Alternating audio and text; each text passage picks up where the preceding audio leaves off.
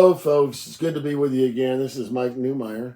I'm going to give you my phone number now, and of course, you'll get it later. It's 410 902 0464. 410 902 0464. I know a lot of you have the phone number because we're getting a lot of questions, and I've had a lot of questions in the last 2 weeks about inflation and what caused inflation and what are these interest rates doing and so forth and so on.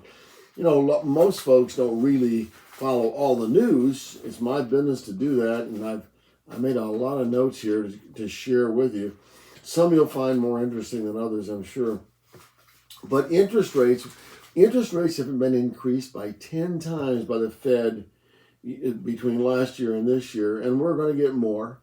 We're going to get all of the people that talk about these things say, well, we're going to get one more, two more, whatever. We don't know. The inflation has not come down that much.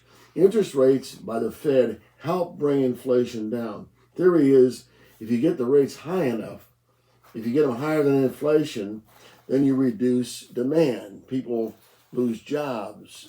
Interest rates keep going up. People buy less, and so forth and so on. And so then it brings inflation down. Well, it's brought it down a little bit, but we still have very high inflation. And there's a lot of unintended consequences that a lot of us are very much aware of. Okay, so all rates increase. I made a whole series of notes here that I'm going to go through with you. And this drives the economy down for a lot of reasons. Wages and salaries and all of those kinds of remuneration become stagnant. You're not going to get a raise in times like this. And there's a lot of layoffs and so forth. So, and bonuses are reduced or they go away. And more layoffs, as I said, and more all kinds of ways of reducing the labor force, closing plants, closing businesses, and labor goes away, and they go on unemployment, and those costs will rise. So unemployment costs are going up. Donations for charity go down. People don't have the money to donate, so there's more strain on churches and charities and so forth and so on. So that happens. We have a lot of retirees that are going back to work. Some family members have lost their jobs, and retirees are returning to work to help their children, to help their spouses, to help their overall cost increases.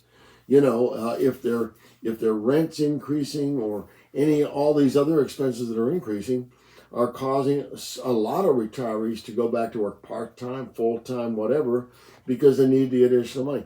A lot of people struggling from paycheck to paycheck. Imagine if you don't have a paycheck, what it's all about. So a lot of people struggling. Okay, what else? Credit cards are maxed out. And guess what? If the credit card is maxed out and you keep maxing out, just think of the interest. You know what interest rates are on credit cards. I mean, they're terrible. 12%, 15%, 18%, 20% a year, on and on and on. It's almost like you never can get caught up. If you're just making the minimum, it'll last a very long time. And many people are just doing that because they don't have more than the minimum to contribute on a monthly basis.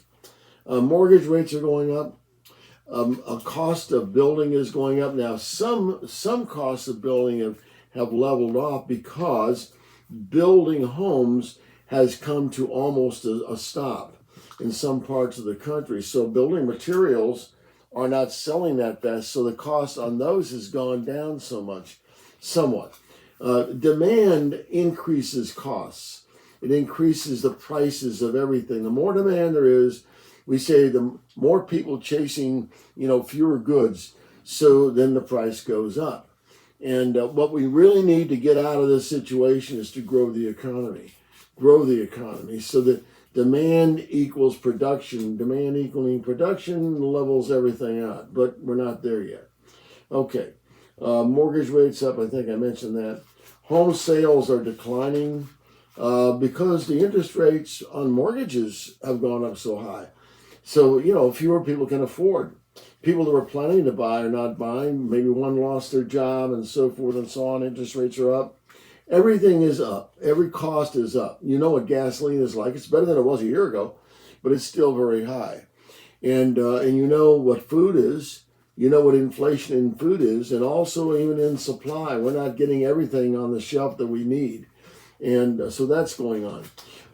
Incidentally, on the credit card side, you can get as much as 2% on everything back in cash accounts on some credit cards.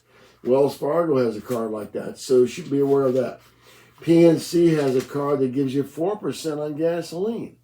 So those are things to be aware of. It adds up if you're buying a lot of gasoline, or if you're still buying on your credit card, and you can get back 2% on everything. That can make a difference, and you can redeem those things very quickly for cash or to help pay down your credit card. So those are a couple ideas.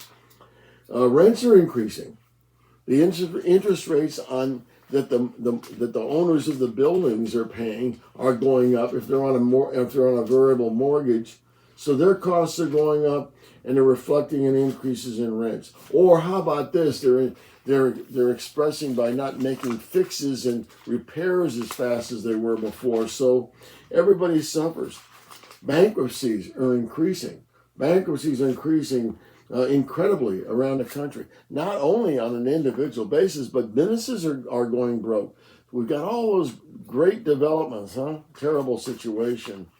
Retail prices are going up, and incidentally, retail prices are being affected by shoplifting, okay? What we call shrink in the retail world, and that's increased. You would not believe some of the numbers that I read. I mean, I know some retail businesses that are losing 25% in shrink. That's a horrible number. And when that happens, it raises the price for all the people that are not doing that. So prices continue to go up, and also forcing some retailers to go out of business, to close locations. We see a lot of chain, store companies that are closing locations, and we're seeing, incidentally, even in fast food, a lot of the chains are closing locations where they can't get the volume anymore. People are taking less expensive choices and so forth and so on. So retail prices are going up, producer prices and wholesale prices, okay, which influence the retail prices. Their costs are all going up. So increased unemployment, we talked about that. Retail stores closing, we talked about that. Charity donations are reduced, so charities are strained. What they're doing, they can't do as much of. And more people are going on welfare. So welfare is also strained. And of course, the donations are not what they were before as far as the charities are concerned, so they're very strained. And so that's it. And inflation is a regressive tax. Look at it this way. It hurts the poor worse than anybody. So what does that result in? The poor are affected more, and we see, and if you go into neighborhoods where you have a lot of poor, you also see increasing crime. And we have reduced law enforcement because they can't recruit the people because they're experiencing a whole lot of negative things as career officers and so forth. The crime that results in, police people being shot and fired on and having bricks thrown at them and so forth and so on. So the whole thing is a mess. So we've got to get inflation under control. And it will in time, but it's not happening fast enough for us, is it? So that's my rant on inflation, and I'll be back with hopefully some better news for you soon. Thank you very much for listening.